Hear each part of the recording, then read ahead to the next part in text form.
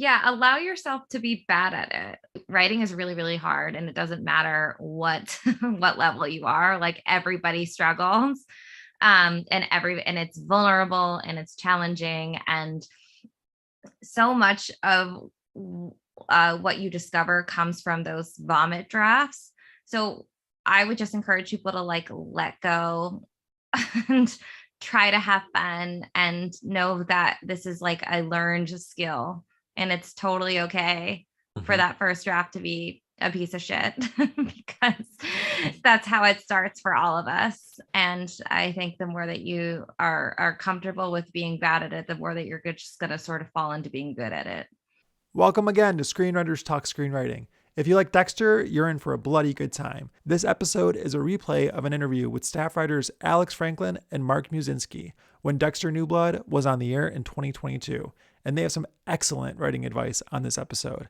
Kerstin Porter, myself, and our new co-host, Elena Dazan, just interviewed Marc and Alex again, as they are now writers and producers on Dexter Original Sin and the upcoming Dexter Resurrection. So check out the new episode of Screenwriters Talk Screenwriting right after this, as a follow-up to this interview.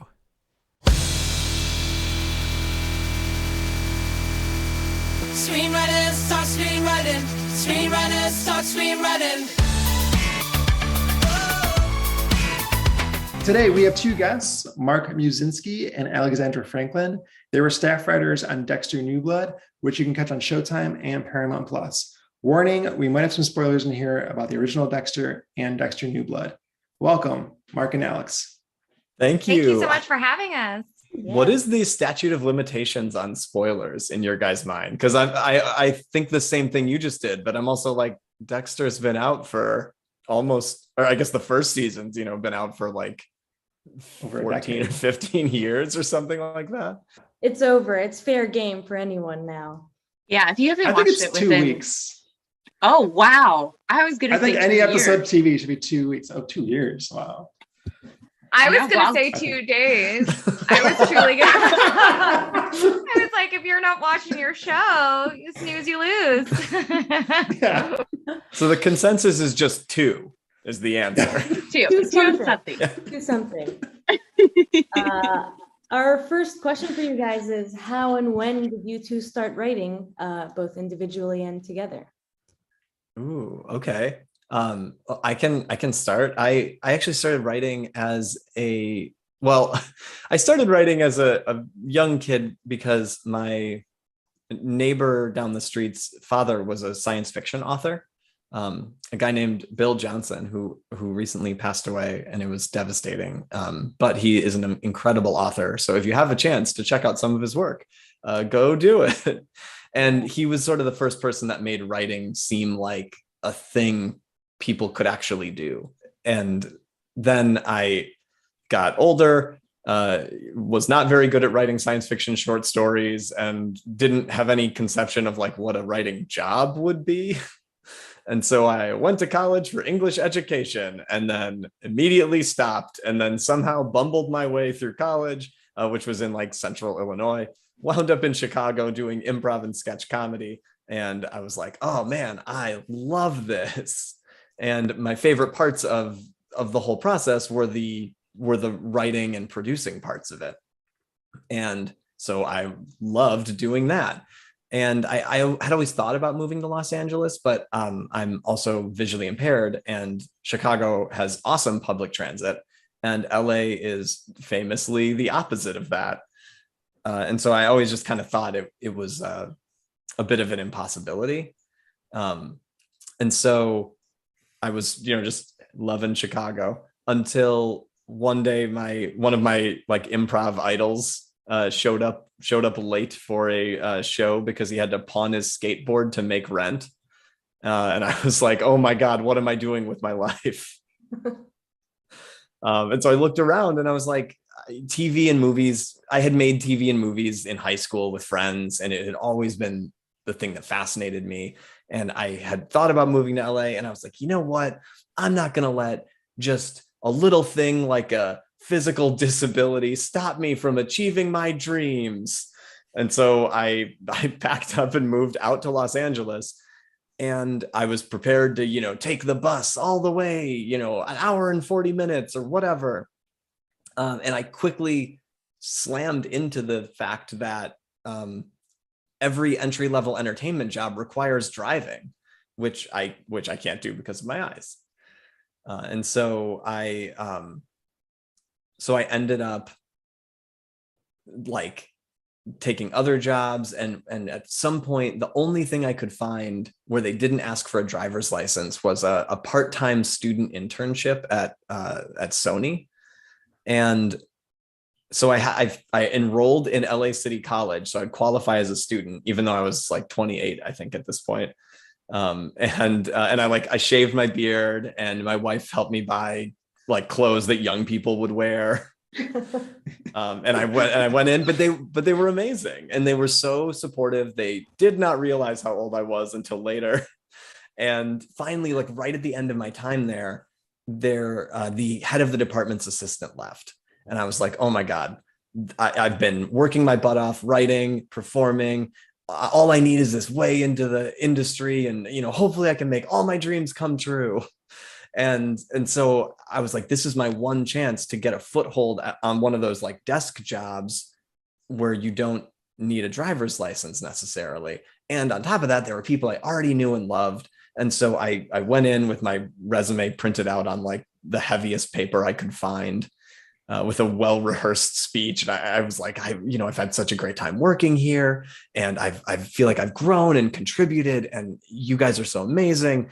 And I was just wondering if you would possibly consider me as your assistant.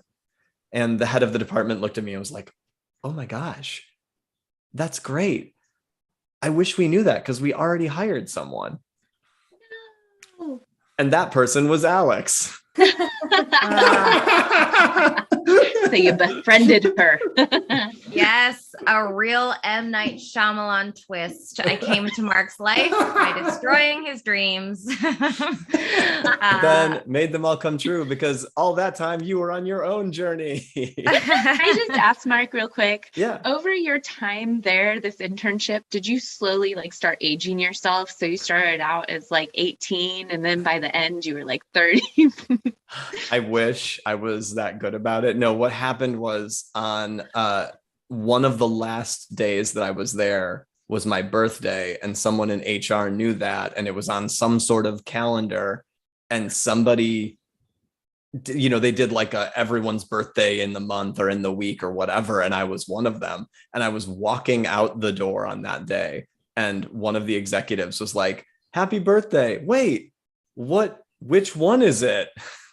I had to admit it in front of the entire office. Incredible. Wasn't the real blow the fact that this executive was also your age? Yeah, that was her response.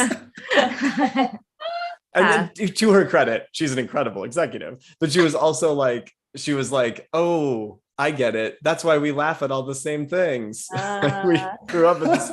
But she was like, I had my first internship when I was 19. So I have like a, 9-year head start on you or whatever. Well, Alex, what about you? How did you end up there? So basically I've always loved writing. It's always been a huge passion of mine. I was a really shy kid, but I would always get like really high marks on writing. And it was something that I was sort of always encouraged to do. Specifically, this one English teacher that I had in high school really encouraged me like towards the writing path. Unfortunately, I also grew up in like a suburb of Philadelphia. So like having any sort of job that required writing professionally that wasn't, emails or copywriting didn't really seem accessible to me. So I was just like, okay, well, I know I'm shy. I know I have a strong writing voice. Don't really know what to do with that. I'm going to go to state college and drink my face off basically and waste my sweet parents' money. So after I graduated, I was like, oh my God, I didn't even think about what like a job. Like now I have to do something with my life. So I graduated, and because I was feeling like a little bit lost, I ended up and not really knowing what I wanted to do. I ended up as a camp counselor I promise this all warps back. I'm realizing how meandering this sounds.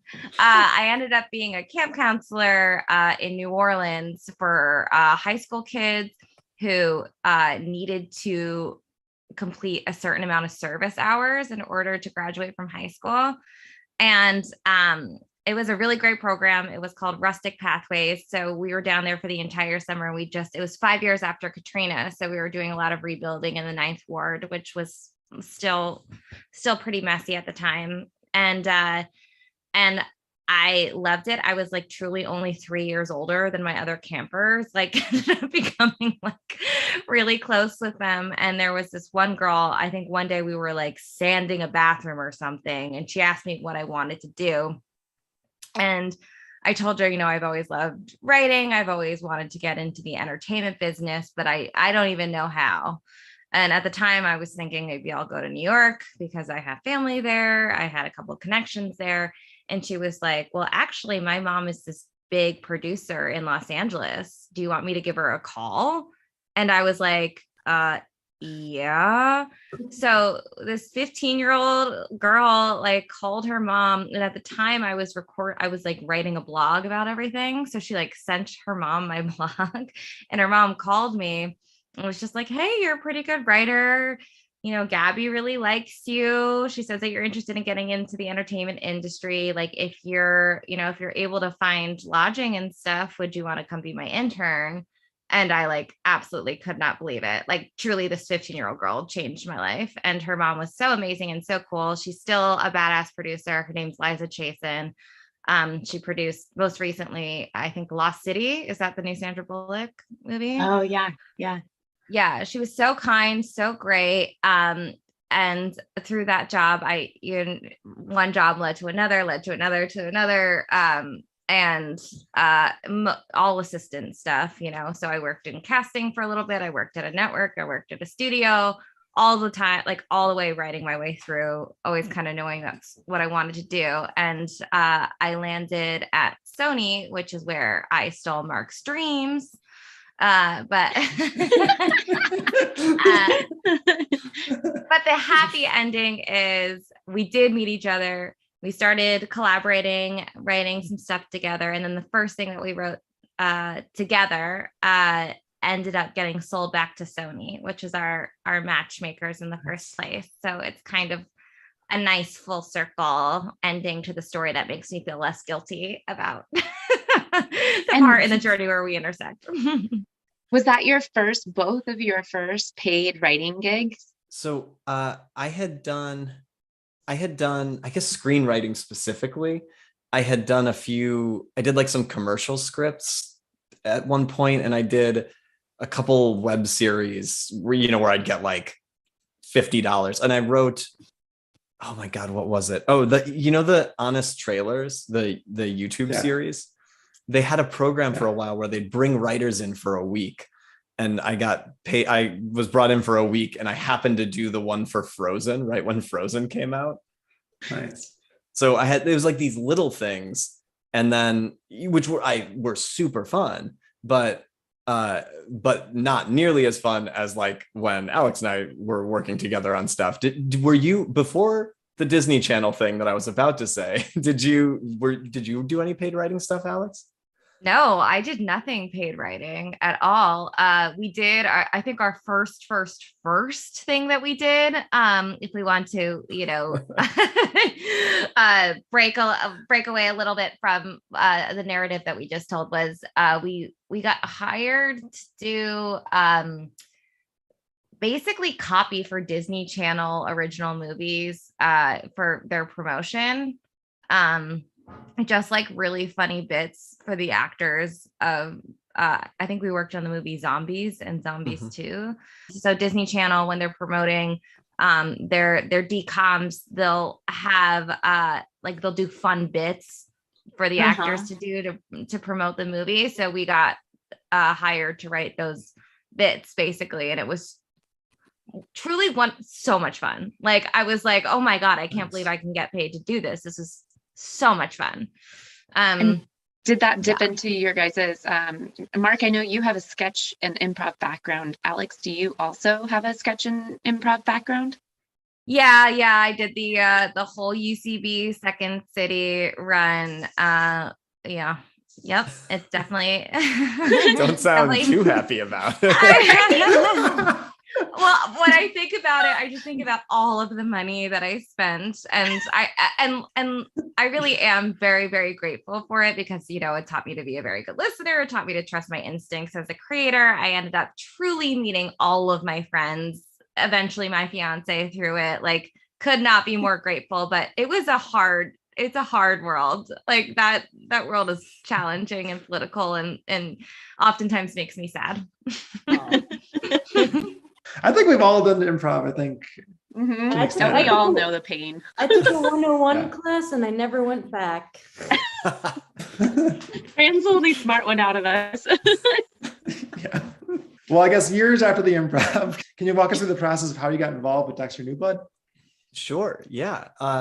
So after Sony, the people there, they really went out on a limb to help me get an NBC assistant job. And everyone there was awesome. They helped me eventually, after a couple of years, get a writer's assistant job on a show called Abby's, which was super fun. And I got to write an episode for it, or co-write an episode with our script coordinator, which was amazing. And then it did not go past season 1, but everyone who worked on it was incredible and so nice. But you know, I was like, oh, cool. I made this switch from these salary jobs to a writer's assistant life.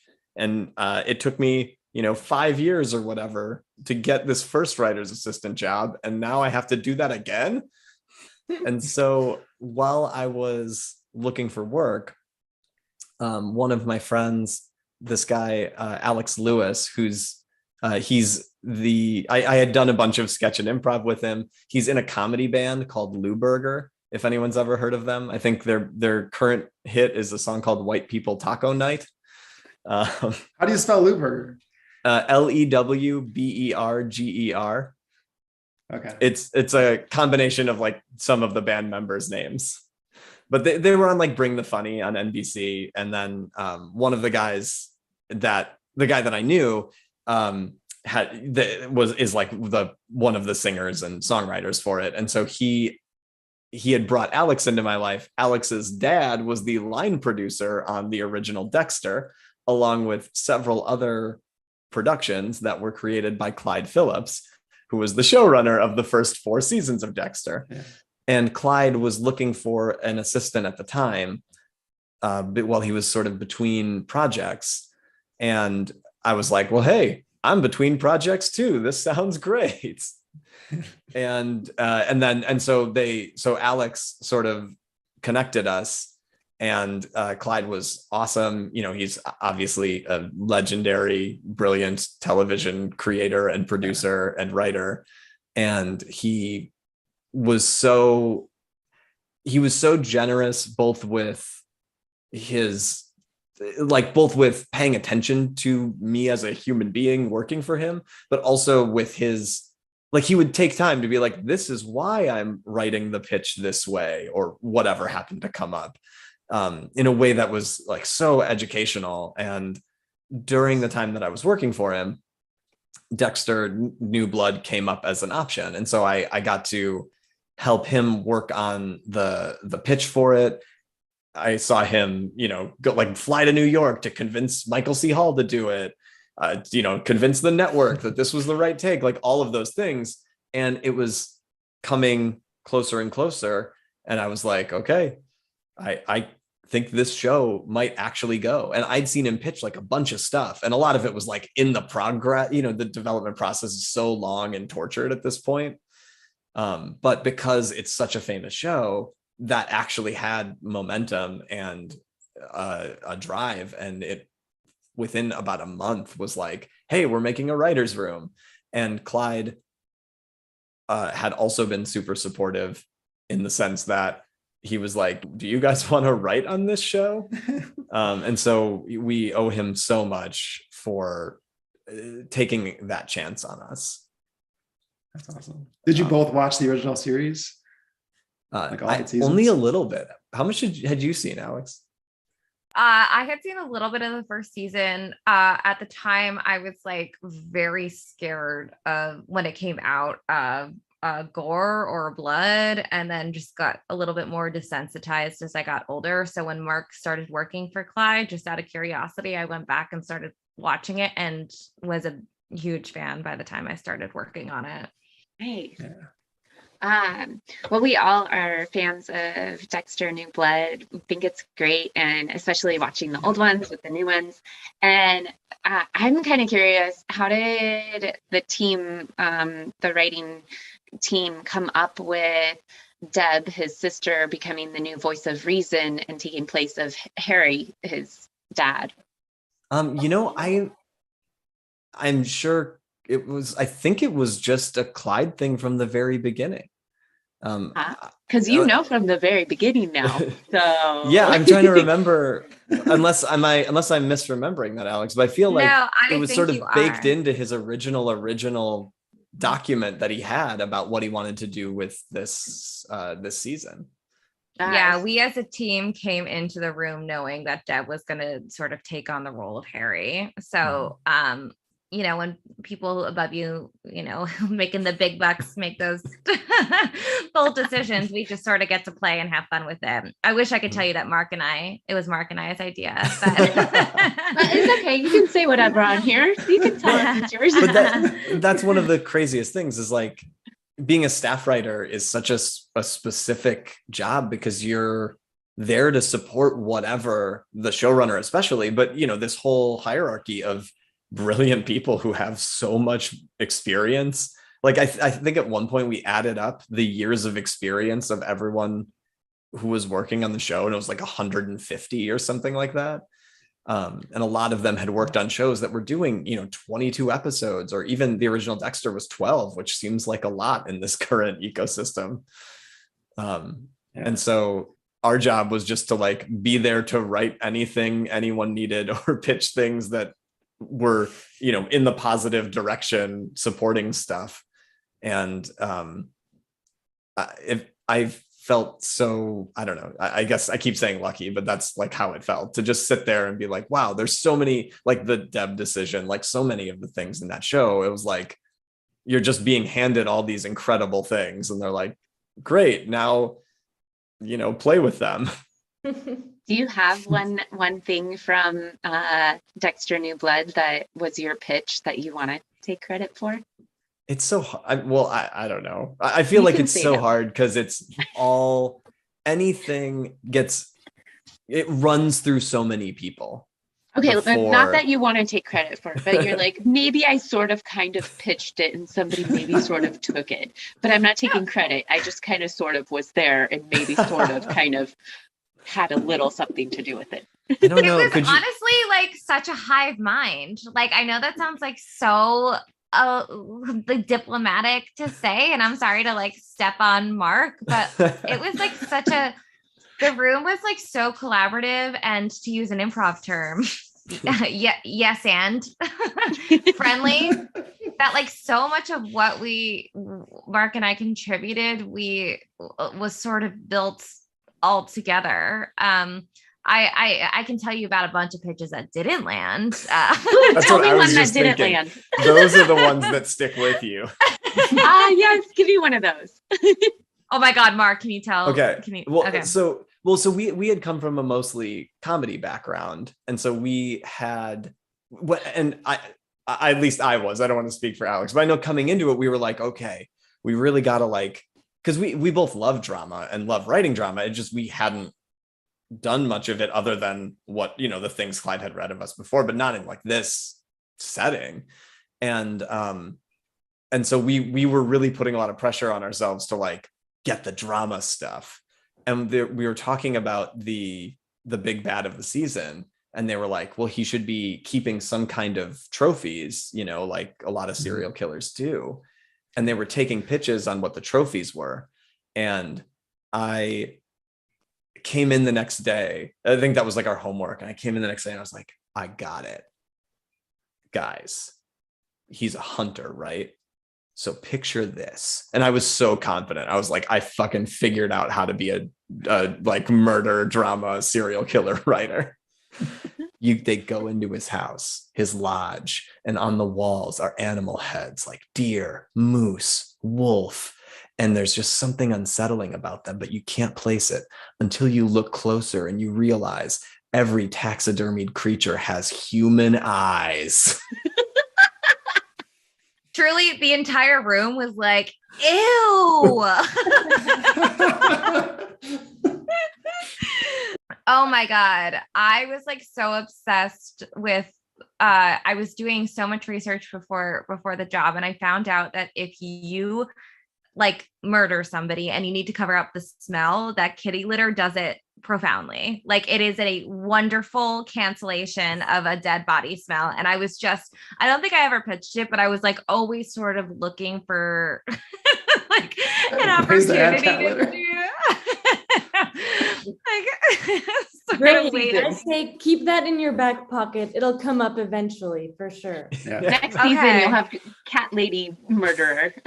Oh my God. I would love a cat lady murderer. I do need that show, whatever. Okay. Write it. The cat litter killer. And I'll pitch it. And I'll pitch it. I'll pitch the kitty litter thing. It feels very Only Murders in the Building. Like there's a lot of Yeah. Well, I'm from Buffalo, New York, and I love that Dexter had a 716 area code when he called Harrison. Was the series always set in upstate New York? Yeah. That's Short answer. Question done. He wanted it to be like that sort of snowy, like just as far from Miami as you could get, sort of cool tones and things like that. And I know Clyde has a place in New York and a place in Martha's Vineyard. So he's like very East Coast familiar. And I think he just felt like that would be a perfect setting. And I also think Michael C. Hall was really like the idea of like blood in the snow and the contrast there. I love that. I think it looks cool. Yeah. And the sound with the title cards, like that, like yeah. I love that. Yeah. Those title cards are awesome. I don't know how. That's like the saddest part of writing. Was that your pitch? No, yeah, that was it. You're all welcome. No, that's the saddest part of writing in this current climate is so many shows you write and then, well, especially in COVID, in this case, like you write them and then they go into production and all the writers are sort of released and go on to other stuff. And you don't get to see all of that, how those parts of it come together unless you get to be on set and get to be involved in editing and stuff. And so, which obviously as a viewer of the show, I was like, holy shit, these credits are amazing. But it's just so knowing the people who are making the decisions, I was like, man, I really wish I could have seen like all the thought that went into that. Cause I'm sure there was. Yeah. I love in the series that we get to see a lot of Native American culture and community. And I was just curious how you go about that and, accurately representing their culture and community. There was actually, we were really lucky to have the most amazing consultant ever working with us. Was just incredibly collaborative and instructional and helpful in terms of steering us in the right direction. And he was actually our, basically, there's a lot of scenes with Seneca Nation members that he knew personally, and he was the one who ended up putting production in contact with them. So all of those people like sort of came from that network through Caleb, our consultant. So and that even was like costume pieces and stuff too. They would go to like actual Seneca jewelers and stuff who were making things in a traditional way, and like I thought it was cool that he made it a point to not only try to portray the community as accurately as possible, but also to like support the community by hiring people to be in, background or small parts, or purchasing clothing and jewelry and stuff from like artisans who are, who have a business, that kind of thing. Yeah, that's really cool. Awesome. On a different note, we were also wondering how many people from the writing team of the original show returned for the reboot, if any? Just one. Well, Clyde, I guess, technically, because he worked on the first 4 seasons of the original. But there is one man, the other writer executive producer on the show, Scott Reynolds, who was on all 8 seasons of the original show, as well as New Blood. And we are so lucky to have had him. Yeah. And he's like such an incredible writer. I mean, he worked on Jessica Jones and all this other stuff in between. And he's just so talented. And he like single-handedly brought the lore of the original series, as well as, just a world-class writing and producing ability. What was the writing schedule like? Like, what were your deadlines like? How long did you prep for? We were uniquely positioned because this all happened during COVID. So we were actually in the room for 43 weeks consecutively. And then once they sort of figured out production,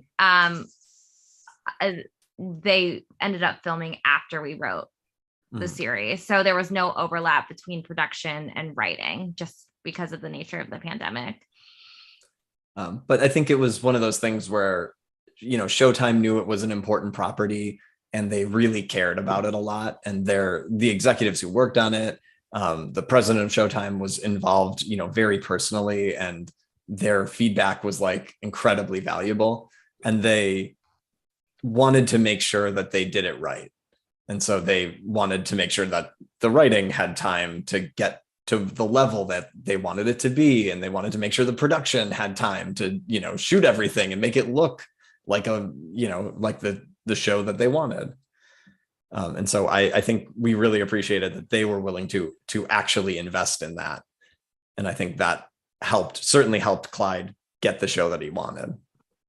Yeah, I think you can tell too, like it's so well written. Were you able to go on set at all? We were not, because it was just right in the heart of COVID when they didn't have any sort of protocol. Like it was before the vaccines were out, and there was just no protocol to like get writers to set. Even if we had flown ourselves there, they wouldn't have let us on, I don't think. Is there any possibility of a season 2? Not that we've heard about. I know there's like internet talk about Harrison having like a spinoff, and that might just be talk and not real. I mean, look, again, our phones are on, so yeah. we love jobs. We love jobs. Does the internet have a Kickstarter going for this? Because we are happy to just be the bank account the funds get deposited into. So going back to New Blood and not on to the next season, there's voiceover in it. And I, at least personally, have heard a lot of people say voiceover is easy and a lazy way of screenwriting. I am curious about your feeling on, both of your feeling on voiceover and how to do it. Yeah. Well, I'm just going to again, we're very much students of Clyde Phillips, and he gives this answer a lot. And it's like sort of how I've adapted my feelings around voiceover, specifically when it pertains to Dexter. But what serial killers do is heinous and awful and the worst of humanity. Thank God somebody said it. Sorry, I know it's a really, really, really hot take. But ultimately, allowing us in his head, like allowing access to Dexter's mind, is what made him relatable and allowed for what he was doing to be more palatable.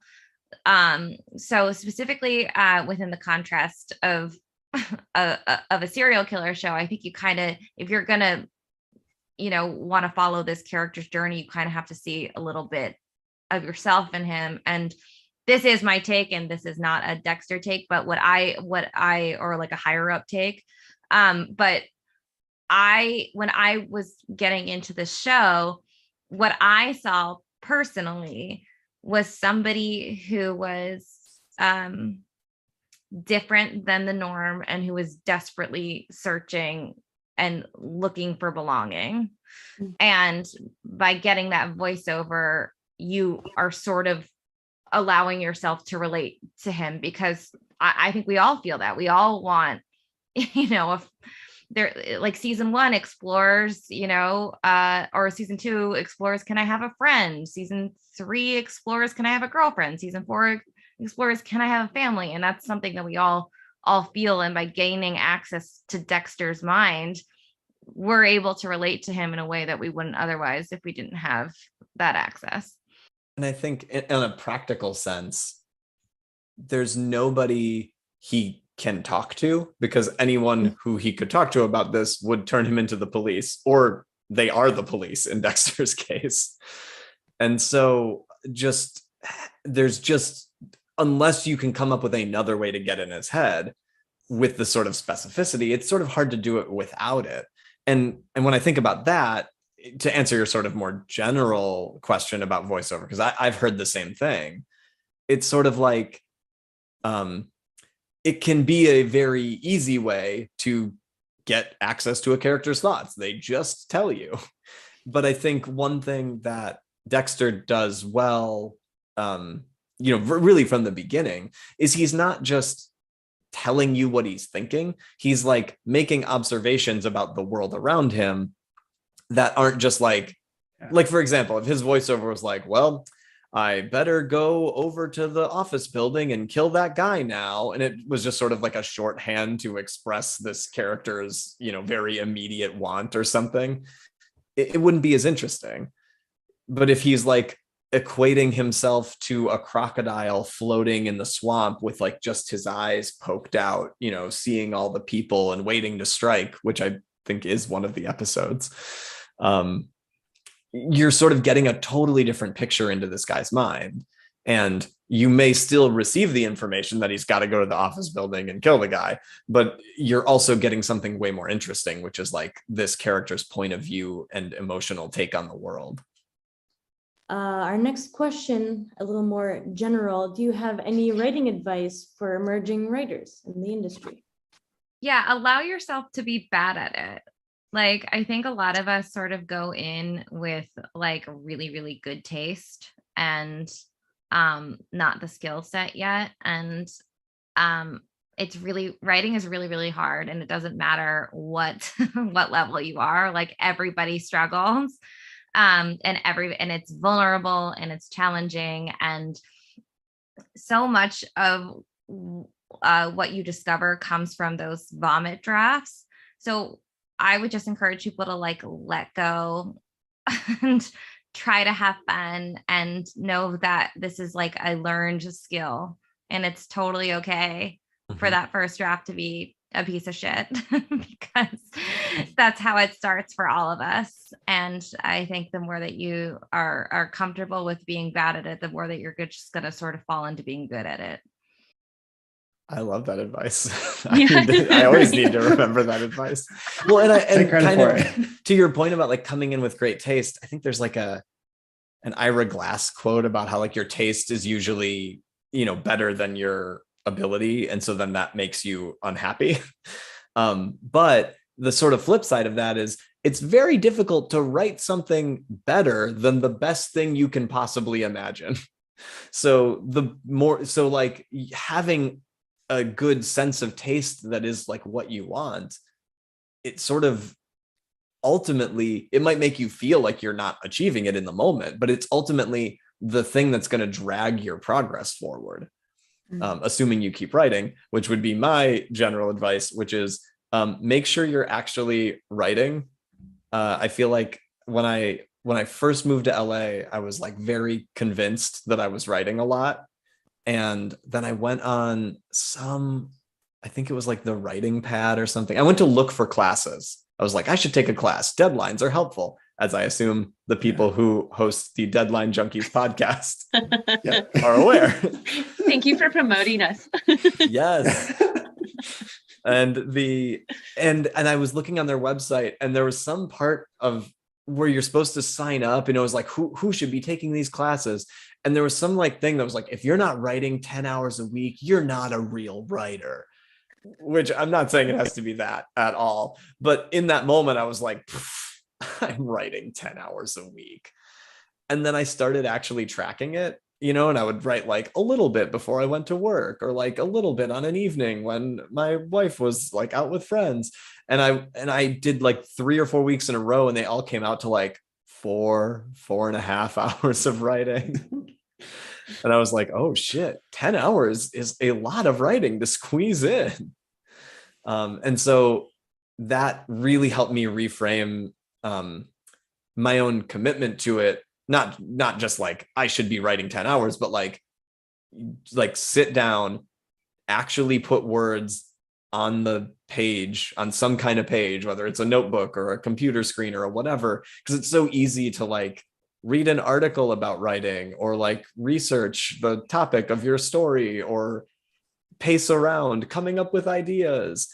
And at the end of the day, I think I realize as I say this, I'm just backing into Alex's advice, which is like, just write and then don't worry about it. Our boss likes to, our old boss on Dexter used to say, what was it? Perfection is the death of progress, it's, and I think that's so true. And I think, we can be super hard on ourselves. And I think the minute that you just sort of let go is when you figure it out. And also I still do like read a lot about and think a lot about writing, and like try to have very things that I wish were profound thoughts about writing. But the end result is like, so much of what you can teach about writing is sort of like very descriptive and not proscriptive, if that makes any sense. And if you think about it, like all of the best things, part of what makes them amazing is that they're organic, and that they're not easily definable. Like there's something about them that sticks out, that's weird, that grabs your attention, that that bucks the expectations you have, which is like the main thing you have to do to get people's attention in writing. And sometimes I think about it like, if someone were to tell me the best proportions for a flower, I wouldn't like, that's effectively what they're doing. But like when you go to a garden and you see like a really beautiful flower, you're not like, the third petal was supposed to start 75% of the way around the flower. You're just like, wow, I can't believe I'm looking at this one of a kind thing that exists in the world and doesn't apologize for it. Well, did you just come up with that metaphor on the spot, or is that something you think about? I did, but I'm going to write it down after this in case anyone ever asks again. It's really good. It's good. Yeah. So are you guys working on any projects that you want to talk about, or have any idea of what might be next for you? Always working on, I think that's our favorite thing, is that to always have something else going on. Even after Dexter, we tried to keep like regular writing hours during the days. Which is one of many things that I'm so grateful to have Alex in my life for, is that we can sort of keep each other on task. But the weird thing about the industry right now is that everything has such a long lead time, and everything is NDA. I think the only thing that we may be able to talk about is that we did a couple of freelance episodes for the Netflix series Polly Pocket, which was very, very fun. A very natural progression after, some serial killers. Yeah. But like everything else, I feel like we have a thing in development that we can't talk about. And then we're working on another show right now that isn't announced and we can't talk about. And I feel like we're not rich enough yet to like flaunt that kind of thing. I'm glad you have all these things that you can't talk about. It's a good thing. But the fun thing, and I think the thing I try to keep in mind, is that when we get to write our own stuff, even if it's not sold to anywhere or, you know, in development or whatever. That's some of the most, like, that's what we got into this by, that's how we fell into this trap, was because we really liked writing stuff. And I think no matter how many other things are going, you know, career wise, business wise, whatever, we always try to keep one project at least that's just like a thing we really want to write, whether or not it has, you know, whatever its potential may be outside of that. You mentioned like regular working hours, even after Dexter New Blood. Like, what are those hours? Is it like specific times every day? Are you better in the morning or at night or mid-afternoon? I think we were writing, Dexter New Blood post-pandemic, the hours became 10 to 4. Not post-pandemic, when the pandemic started. That's what our Zoom hours became. And then we were pretty good about keeping those throughout until we got our next job. Which our next job became 9 to 3. But if next time, you know, we find ourselves without employment, I hope we go back to 10 to 4, because to answer your other part of the question, am not a morning person. I'm terrible. Despite having a dog named Coffee, that's not enough to wake you up. I know. I conversely am a morning person. I wasn't originally, like when I was doing comedy, so much of that's at night. And I love being out and about and like seeing human beings. So the past couple of years have been tough, but like in the process of trying to find time to write, I realized that if I just got up and did it, then no one can take that away from me later in the day.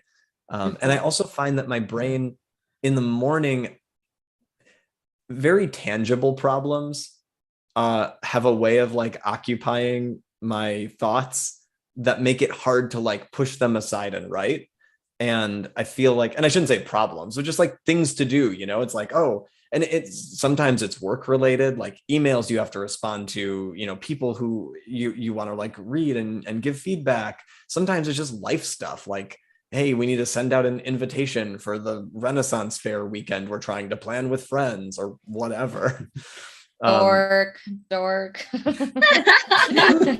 Thank you. Alex is not on that list, so not anymore. But like all of those things sort of cascade throughout the day, and it makes it much, much harder for me to focus at night. You know, you can if you have to, but I find it is easier to write in the morning, and then I can feel good. Like I did the main thing today. And everything else I'll figure out as I go. Last question. What's your favorite thing you're watching now or of all time? What's your favorite show or shows? Oh God. You can think if you want. I feel like I've been making you go first for everything. And I was like, when you were about to ask the question, I was like, okay, I've been putting Alex on the spot. I'll go first this time. And then he asked it and I was like, wonder what Alex is thinking. Dexter, obviously. Dexter. Well, we both collectively fell in love with Yellow Jackets this past year. Like it was such a unique, fun experience with like actors that we grew up loving, like watching them thrive in, you know, their mid to late 40s, still sexy and edgy and awesome and cool. And I'm very much a sucker for that 90s era of pop culture. And I'm just happy to be in the presence of, you know, the plaid shirts. A girl that we're working with now, though, did point out that it's super unrealistic, the lack of body hair that they have being stranded in a forest. Spoilers. And then body hair spoilers. That's fine. Body hair spoilers. And then if you need to pick me up, Abbott Elementary is it. And then it's so good. It's so lovely. And then I fall asleep every single night to The Office. Every single night. I know everything about The Office. I love it so much with my whole heart. I think it is deep and interesting and explores really complex relationships and is also just silly and dumb. I think it's great. I've never sobbed more than season 6 when Michael proposes to Holly. Sorry, other spoiler. And I was like, how is a hard comedy making me sob? And it's just because I ended up caring so much about all of those characters. Like, I think especially the times that we're living in, it's really important to reach for those shows that bring you levity, and that's definitely mine. For sure. Mark, did you have enough time to think of something? No, I mean, I love all of the things that Alex said. Also, The Good Place was a recent one that I really loved. But I feel like all time ones, I feel like I would be remiss if I didn't mention Mystery Science Theater, which is just such a go-to. It was just like a part of my childhood. And probably formational in ways that were damaging to me as a human being in the world.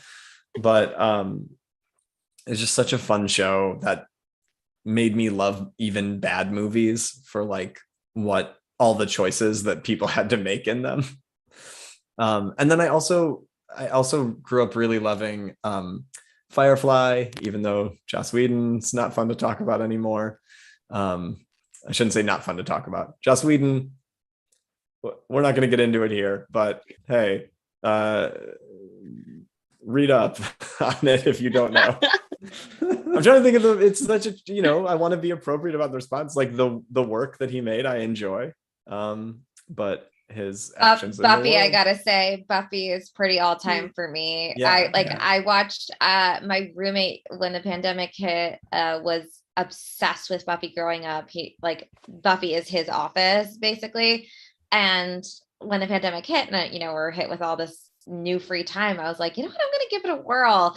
And I was like, oh my God, this show makes you want to be a better writer, a better sister, a better human in this world. I love Buffy so much. And it's probably one I'll do a rewatch for eventually. I think it's Rand's favorite show as well. It is my favorite show. Yeah. Really? Yeah. Oh my God. What's your favorite season? Season probably 3, but then episode the musical. Okay. I love the musical so much. Very hot take. It's very unpopular. Season 6 is my favorite season. Same. Yeah. Was that because you were a Spike girl?